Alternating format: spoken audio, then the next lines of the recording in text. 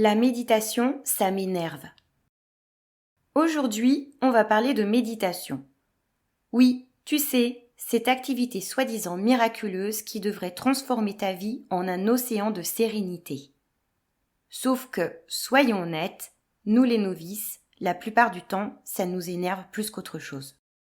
Déjà, rien que le mot méditation, ça sonne comme un truc que tu es censé faire parce que tous les magazines de bien-être te disent que c'est indispensable. Genre, 5 minutes de méditation par jour pour vivre 120 ans et ne jamais stresser. Tu lis ça, tu te dis « Ok, facile, je m'y mets demain ». Et puis demain arrive, tu t'assois, tu fermes les yeux, et là, c'est le chaos total.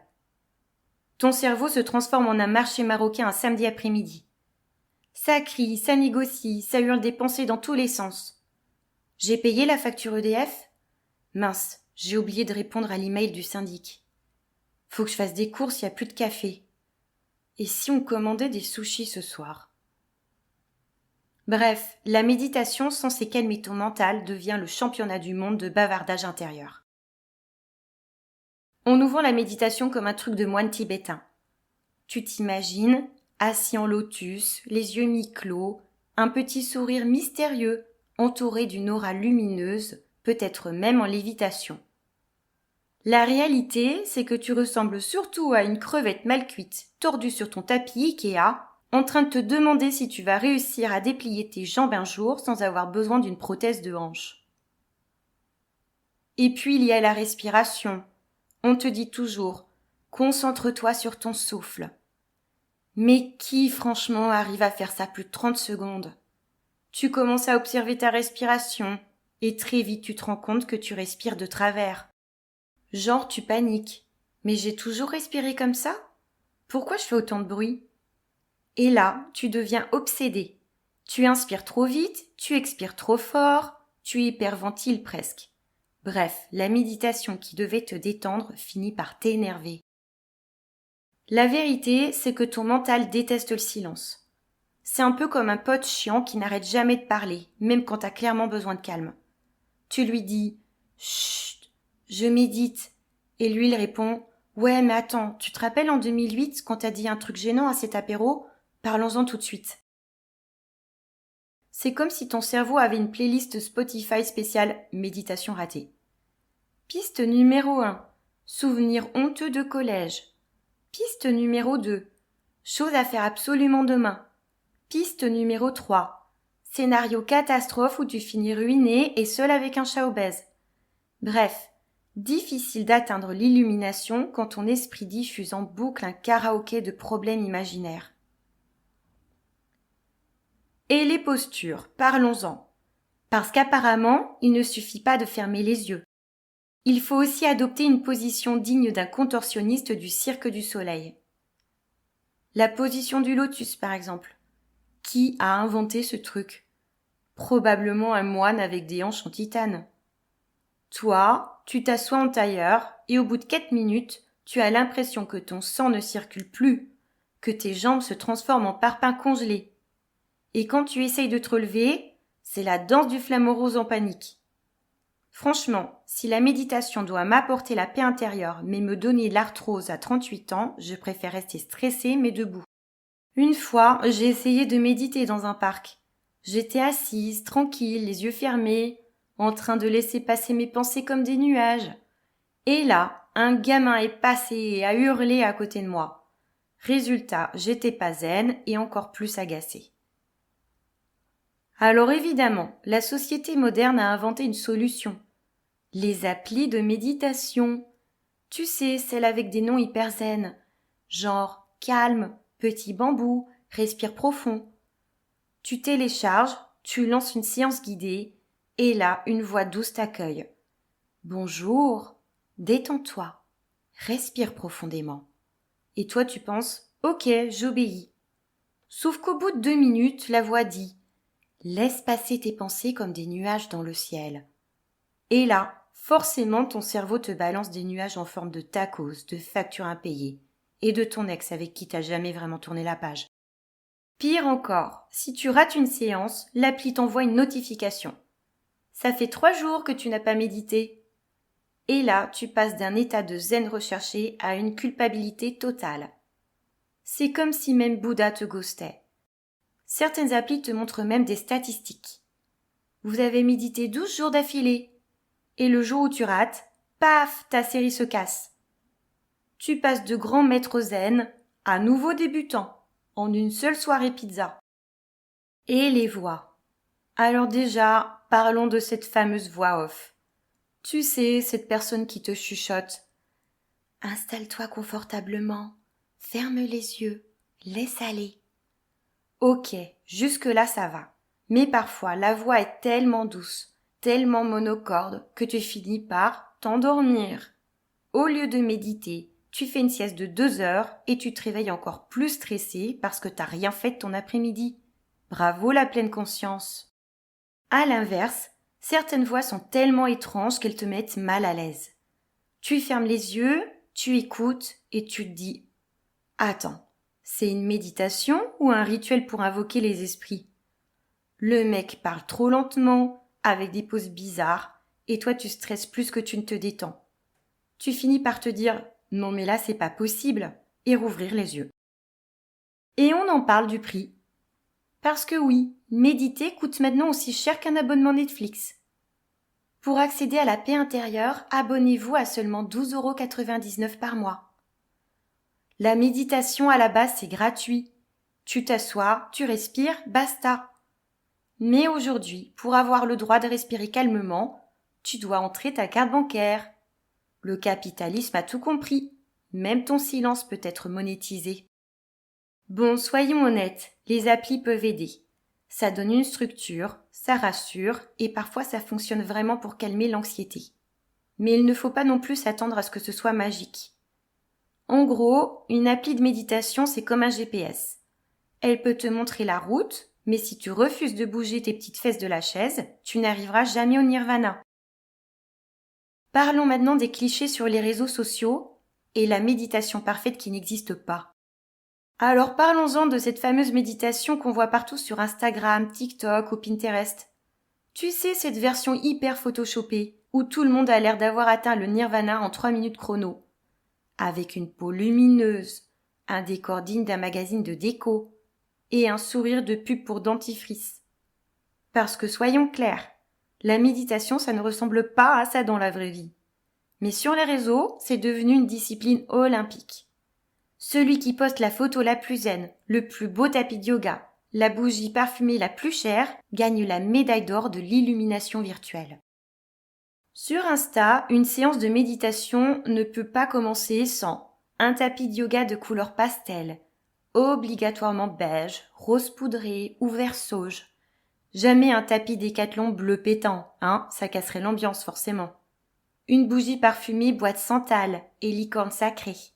Une tenue assortie parce que méditer en jogging troué, ça c'est interdit par la loi des réseaux sociaux. Et bien sûr, une lumière naturelle parfaite qui entre par la baie vitrée avec des rideaux blancs flottants. Dans la vraie vie, toi tu médites assis sur une chaise bancale, dans ton salon en bordel, avec ton chat qui tente de grimper sur ta tête et ton voisin qui passe l'aspirateur à 8 heures du matin. Mais bon, ça fait moins de likes.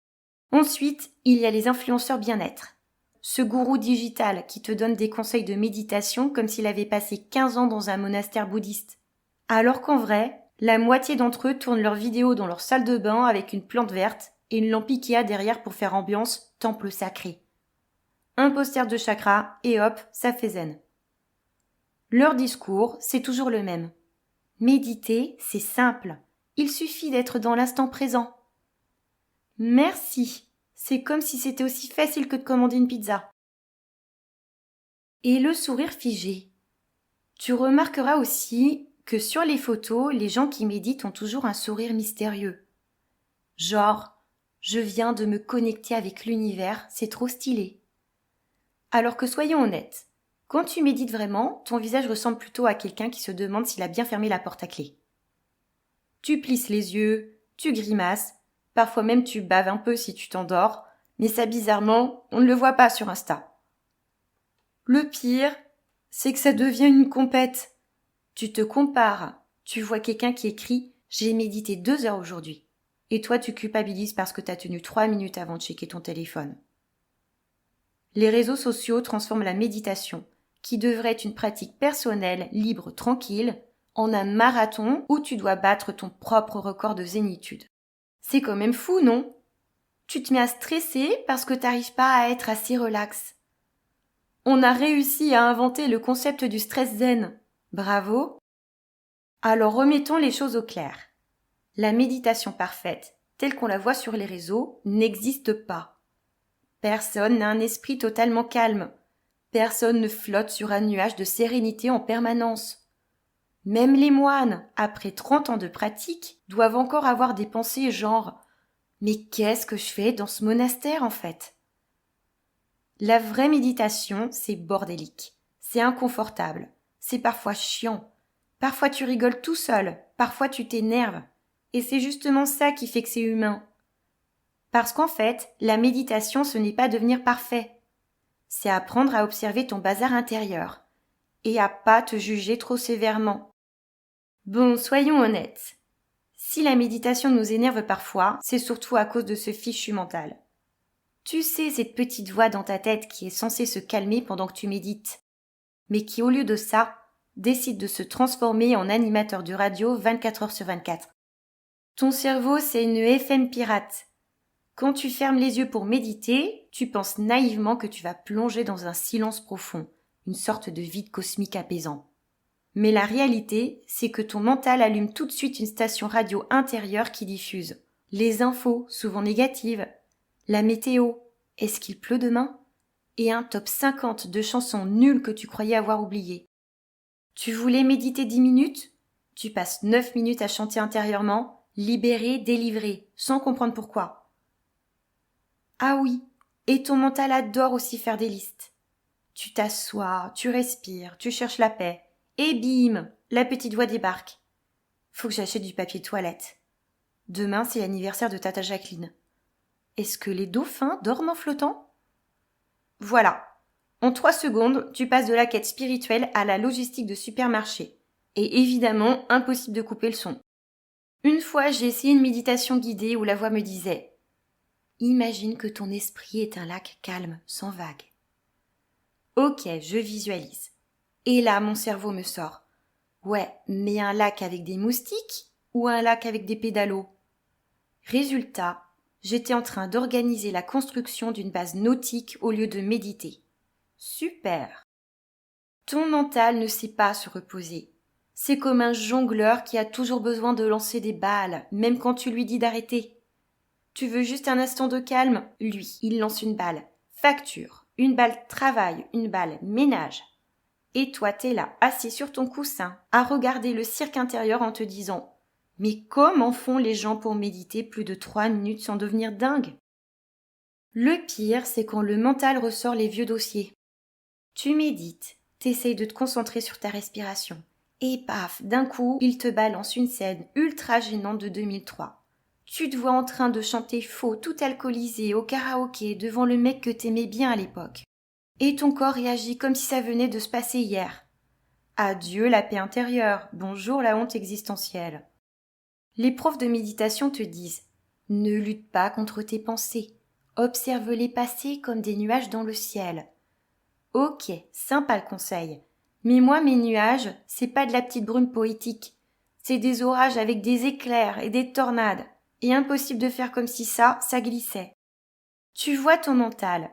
C'est comme ce pote qui t'appelle à chaque fois que tu veux être tranquille. T'es en mode avion, tu laisses le wifi, il passe par Messenger. Tu coupes tout, il vient sonner à l'interphone. Impossible de l'ignorer. D'ailleurs, la dernière fois que j'ai médité, mon cerveau a réussi à me rappeler toutes les humiliations sportives de ma scolarité. Même le jour où j'ai raté la corde à sauter en CE2. Merci mental, vraiment t'es un super pote. En fait, le mental c'est pas un ennemi. Il fait juste ce qu'il sait faire, penser. Le problème c'est qu'on lui demande de se taire alors qu'il est programmé pour commenter, planifier, anticiper et râler. Un peu comme si tu demandais à une mouette d'arrêter de crier. C'est dans son ADN. La méditation, ce n'est donc pas arrêter de penser, c'est quasi impossible, mais plutôt d'apprendre à voir que tes pensées ne sont pas toi. Elles passent, elles défilent, et toi, t'es juste l'écran de cinéma sur lequel elle se projette. Tu sais, c'est comme quand t'es au cinéma et qu'un film pourri passe à l'écran. Tu peux râler ou tu peux juste te dire « Ok, c'est une mauvaise comédie romantique, ça va durer 1h30 et après ce sera fini. » Ton mental c'est pareil. Tu n'es pas obligé de croire tout ce qu'il projette. Et ça, mine de rien, c'est peut-être la seule chose qui rend la méditation un peu utile, même si elle nous énerve quand même beaucoup. En conclusion, méditer, s'énerver et recommencer. Alors voilà, on a parlé de tout ce qui énerve dans la méditation. Les postures impossibles, le mental qui part en freestyle, les clichés Instagram, les applis qui te jugent, et bien sûr, toi qui galères à rester immobile sans penser à ta liste de courses. La vérité, c'est que la méditation est un truc à la fois génial et insupportable. Génial parce qu'elle peut vraiment t'apporter un peu de recul, de calme, un espace intérieur. Insupportable parce qu'on est humain et que nos cerveaux ne savent pas se taire plus de 30 secondes. Et c'est ça en fait la vraie leçon. La méditation, ce n'est pas devenir une statue de marbre illuminée. C'est accepter que ton mental est bordélique, que tu vas t'énerver, que tu vas rater, que tu vas t'endormir parfois, et que c'est pas grave.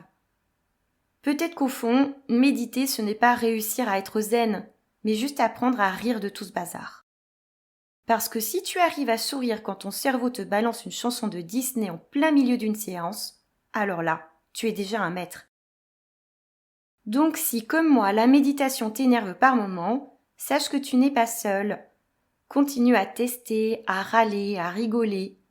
Parce qu'au fond, méditer, c'est aussi ça, apprendre à se prendre moins au sérieux. Merci d'avoir partagé ce moment de paix et de connaissance. Si ce podcast t'a parlé, un petit like me ferait super plaisir. N'hésite pas à t'abonner pour ne rien rater des prochains épisodes. À très bientôt pour une nouvelle exploration intérieure.